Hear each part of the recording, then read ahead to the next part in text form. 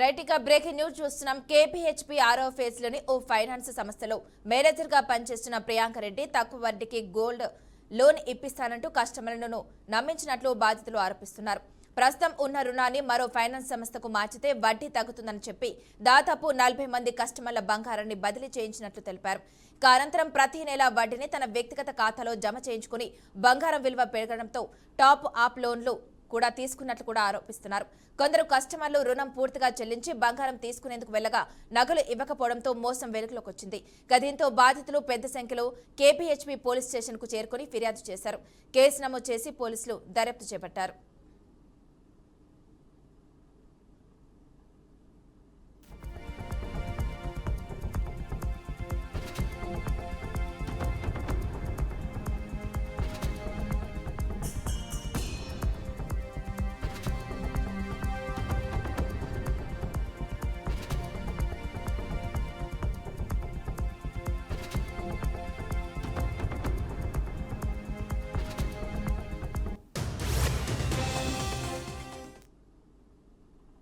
రాజన్న సిరిసిల్ల జిల్లాలో సర్పంచుల శిక్షణ కార్యక్రమం రాజకీయ వాగ్వాదానికి వేదికైంది. జిల్లా కేంద్రంలోని ఓ ప్రైవేట్ ఫంక్షన్ హాల్లో సర్పంచులు, గ్రామ కార్యదర్శులకు నిర్వహించిన శిక్షణలో బీఆర్ఎస్, కాంగ్రెస్ సర్పంచుల మధ్య తీవ్ర మాటల యుద్ధం జరిగింది. గ్రామ అభివృద్ధి నిధుల అంశంపై ఇరు వర్గాలు పరస్పరం ఆరోపణలు చేసుకున్నాయి.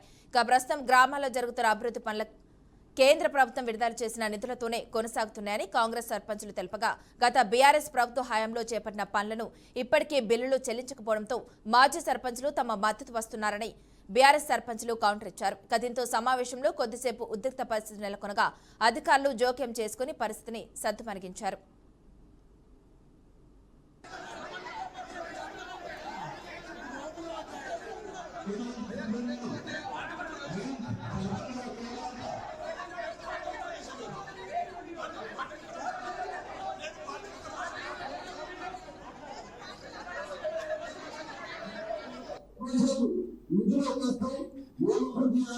గ్రామాలలో ఎంత ఉంటుంది 6 నెలల నుంచి ప్రజలను జవాబుదారీతనంగా ఉండాలంటే నేను ఏం చేయాలి సార్? డబ్బులు విడుదలయ్యాలి, నిధులు విడుదలయ్యాలి, నిధుల సందర్భంలో డబ్బులు విడుదలైతే ఇచ్చే ప్రోగ్రాం ప్రకారం నేను పనులు చేస్తా ఉండాలా.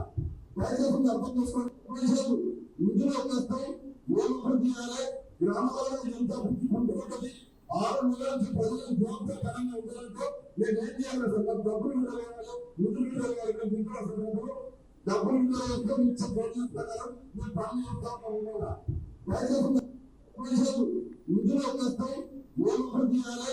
గ్రామాలలో ఎంత ఉంటుంది 6 నెలల నుంచి ప్రజలను జవాబుదారీతనంగా ఉండాలంటే నేను ఏం చేయాలి సార్? డబ్బులు విడుదలయ్యాలి, నిధులు విడుదలయ్యాలి, నిధుల సందర్భంలో డబ్బులు ఇచ్చే ప్రోగ్రాం ప్రకారం నేను పనులు చేస్తా ఉండాలా.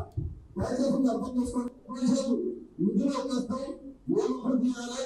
గ్రామాలలో ఎంత ఉంటుంది 6 నెలల నుంచి ప్రజలను జవాబుదారీతనంగా ఉండాలంటే నేను ఏం చేయాలి సార్? డబ్బులు విడుదలయ్యాలి, నిధులు విడుదలయ్యాలి, నిధుల సందర్భంలో డబ్బులు ఇచ్చే ప్రోగ్రాం ప్రకారం నేను పనులు చేస్తా ఉండాలా.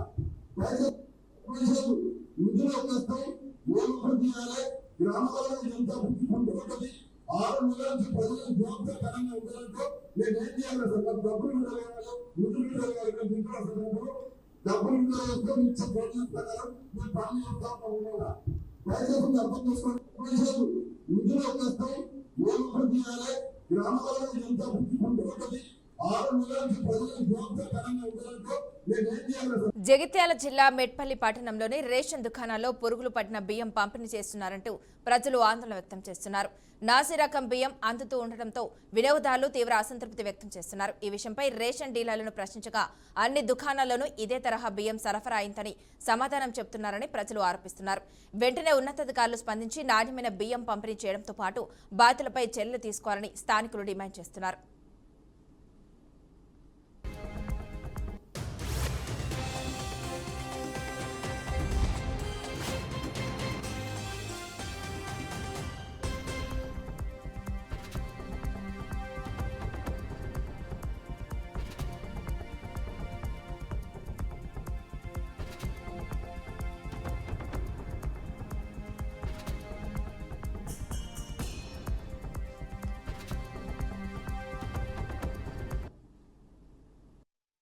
రాజన్న సిరిసిల్ల జిల్లా వేములవాడ ఆర్టీఓ కార్యాలయం ముందు ఓ బాధితుడు న్యాయం కోరుతూ నిరసనకు దిగాడు.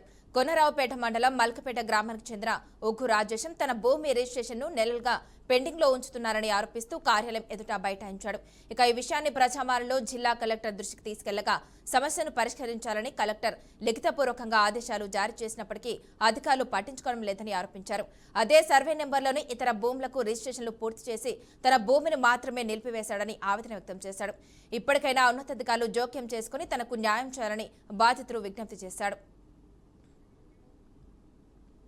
ఇక బయట నుంచి చూస్తే అవన్నీ ఇంద్రభవనాలు. ఒక్కో విల్లా ఖరీదు అక్షరాల 4 కోట్లకు పైమాటే. కానీ ఆ లగ్జరీ గోడల వెనుక తొంగి చూస్తే అడుగడుగున అక్రమాల పునాదులే కనిపిస్తున్నాయి. కొన్నేళ్లుగా గుట్టు చప్పుడు కాకుండా నడిపిస్తున్న రియల్ ఎస్టేట్ చీకటి దందా ఇప్పుడు బట్టబయలైంది. ప్రతిష్టాత్మక స్నేహ కన్స్ట్రక్షన్ నిర్మించిన స్నేహ డోమస్ విల్లాస్ ఇప్పుడు వివాదాల సుడిగుండంలో చిక్కుకుంది. ప్రభుత్వ భూములు మింగేశారన్న ఆరోపణలు ఒకవైపైతే ఏకంగా దేవుడి మాన్యాన్నే కబ్జా చేశారన్న వార్తలు ఇప్పుడు ప్రకంపనలు క్రియేట్ చేస్తున్నాయి. పన్నుల ఎగవేతకు పాల్పడుతూ ఏకంగా హైకోర్టుని ఆశ్రయించిన యాజమాన్యం ఇప్పుడు విల్లా ఓనర్ల నెత్తిన పెద్ద బండరాయి వేసింది.